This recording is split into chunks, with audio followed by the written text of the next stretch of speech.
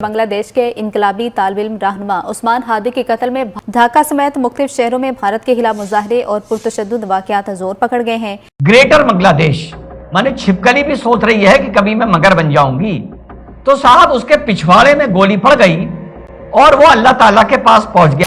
तो दो गनमैन आए, अननोन गनमैन आए, उन्होंने कनपट्टी पर पिस्तौल लगाई और दाग दी। नाज़रीन इकराम, बांग्लादेश में इस वक्त एहतजाज हो रहा है और इन एहतजाजों में जो कि इस वक्त अवामी लीग, हसीना वाजिद, शेख मुजीब की जमात और उनकी बाक़ियात के खिलाफ तो हो रहा है, लेकिन प्राइमरली ये एहतजाज भारत के खिलाफ है। तो आई थिंक तल्लुकात और भी ख़राब होने जा रहे हैं। बांग्लादेश की एक सियासी जमात नेशनल सिटीज़न पार्टी के रहनुमा हसनात अब्दुल्ला ने रिसेंटली ये दावा किया है, बल्कि इंडिया को ये धमकी दी है कि वो उनका मुल्क सेवन सिस्टर्स को अलहदा करने की सलाहियत रखता है और इसके ऊपर इंडिया ने बहुत सख्त रद्द-ए-अमल भी दिया।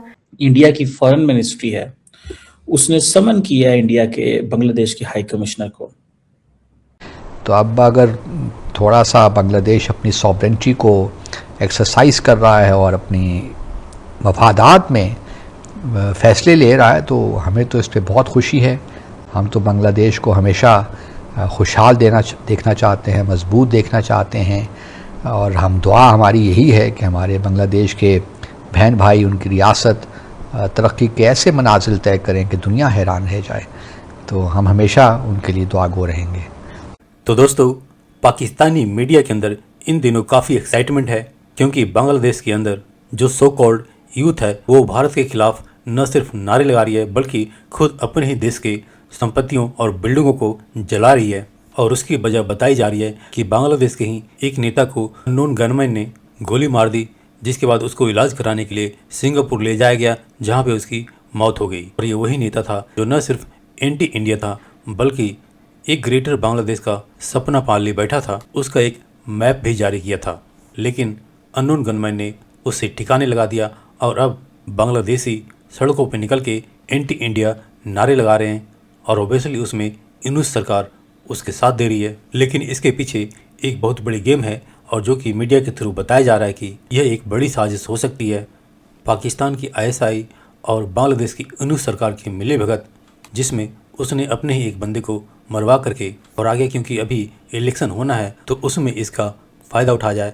और ओबियसली इसमें यूनुस सरकार और पाकिस्तान के दोनों की ही चांदी है, क्योंकि पाकिस्तान की बांग्लादेश पे पकड़ एंटी इंडिया सेंटिमेंट से ही और यूनुस सरकार की भी सत्ता जो चल रही है और आगे भी चलेगी तो वो एंटी इंडिया सेंटिमेंट से ही है।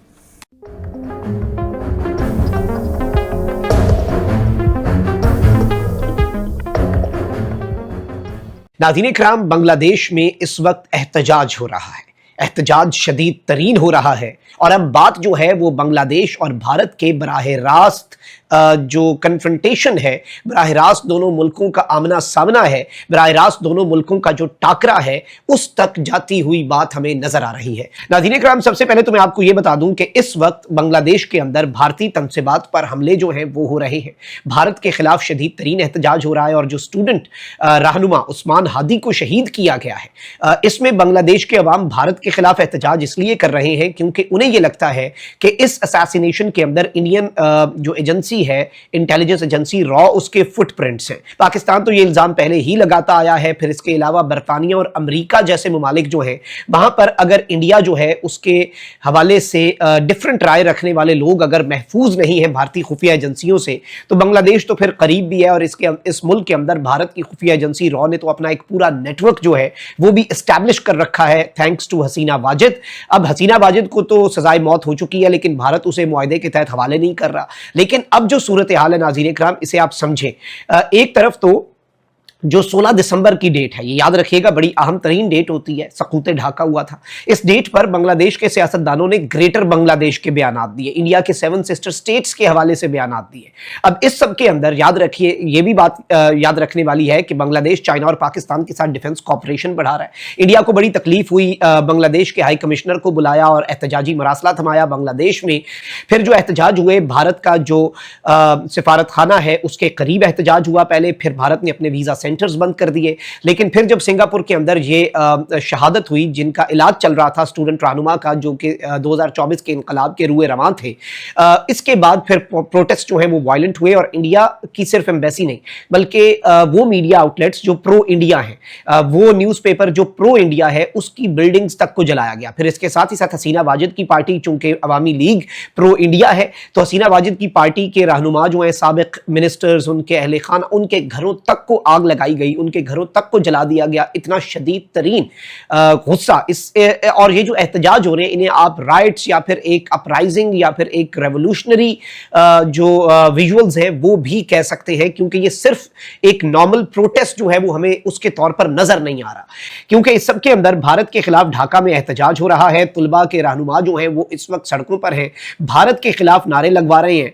और इस वक्त इस चीज को भी समझना जरूरी है कि सारी की सारी चीजें जो हैं वो इंडिया के खिलाफ क्यों हो रही हैं, यानी वहां की जो यूथ है, वहां के जो स्टूडेंट्स हैं, वो इस सब के अंदर इंडिया को ही कसूरवार समझते हैं। बांग्लादेश की एक सियासी जमात नेशनल सिटीजन पार्टी के रहनुमा हसनात अब्दुल्ला ने रिसेंटली ये दावा किया है, बल्कि इंडिया को ये धमकी दी है कि वो उनका मुल्क 7 सिस्टर्स को अलहदा करने की सलाहियत रखता है, और इसके ऊपर इंडिया ने बहुत सख्त रद्द-ए-अमल भी दिया। तो बांग्लादेश के पास ये सलाहियत तो नहीं है कि वो पकड़ यानी कोई कब्जा कर ले। तो आप देख लीजिए कि इसमें भी एक मोहतात तरीके से उन्होंने कहा कि हम रास्ता बंद कर देंगे आपका। हम ये नहीं कह रहे कि हम उन पर कब्जा कर लेंगे, हम रास्ता बंद कर देंगे। ये जो हसनात अब्दुल्ला बात कर रहे हैं, इसका भी एक तारीखी कॉन्टेक्स्ट है। जब 1971 में वहाँ पर ऑपरेशन भी जारी था और फ़ौजी ऑपरेशन पाकिस्तान की तरफ से पाकिस्तान की फ़ौज वहाँ पर कर रही थी, तो उस वक्त मगरबी पाकिस्तान में कुछ खाके बनाए गए थे जो अवामी सतह पर भी बड़े मकबूल हुए थे। वो ये था कि पाकिस्तान को एक शेर की शक्ल में दिखाया गया था, जिसका एक तरफ धड़ जो है वो यानी मगरबी पाकिस्तान है, यानी आज का पाकिस्तान, और उसका जो मुंह है वो मशरकी पाकिस्तान है, जिसने इंडिया को अपने बीच में पकड़ा हुआ है। तो लेकिन हम पाकिस्तान, जब इत्तफाक ऐसा है, या आप उसको तारीख़ की सितम ज़रीफ़ी कहिए, कि जब तक वो पाकिस्तान का हिस्सा रहा, पाकिस्तान ने कभी इस तरह की अरेंजमेंट के बारे में नहीं सोचा, या वहाँ पे इस तरह की अपनी फ़ौजी प्रेजेंस नहीं रखी कि वो इंडिया की इस कमज़ोरी से खेल सके। हमने जितनी भी जंगें लड़ी, लेकिन अब चूँकि नक्शे देखना बहुत आसान है, आप ज़रा सा देखें तो वो 20-22 किलोमीटर चौड़ा सिलीगुड़ी का जो इलाका है और तकरीबन 60-70 किलोमीटर, तो वो तो आजकल जो कुछ आपके पास है, यानी हर किसी के पास ही है, तो वहाँ पे तो सिर्फ 4-5 रोड ब्लॉक्स लगा दिए जाएं तो आपकी आमदोरफ्त बंद हो जाती है। तो वो 7 रियासतें हैं जिसमें नागालैंड, मिज़ोरम, ये सब शामिल हैं, तो वो तो बिल्कुल कंट्रोल में आ जाए। तो मतलब बहुत अच्छे तरीके से उन चीज़ों को यूटिलाइज किया जा सकता है। जी बिल्कुल। ग्रेटर बांग्लादेश माने छिपकली भी सोच रही है कि कभी मैं मगर बन जाऊंगी। जो नॉर्थ ईस्ट में हमारे 7 सिस्टर्स हैं, हम इनको काट कर भारत से अलग कर देंगे। इन हूतियों को यह नहीं पता कि अगर तुम भारत से काट के अलग भी कर दोगे, अबे जितना तुम इलाका उधर बता रहे हो ना हमारा 7 सिस्टर्स का, वो अपने आप में एक है, हर मामले में सक्षम है,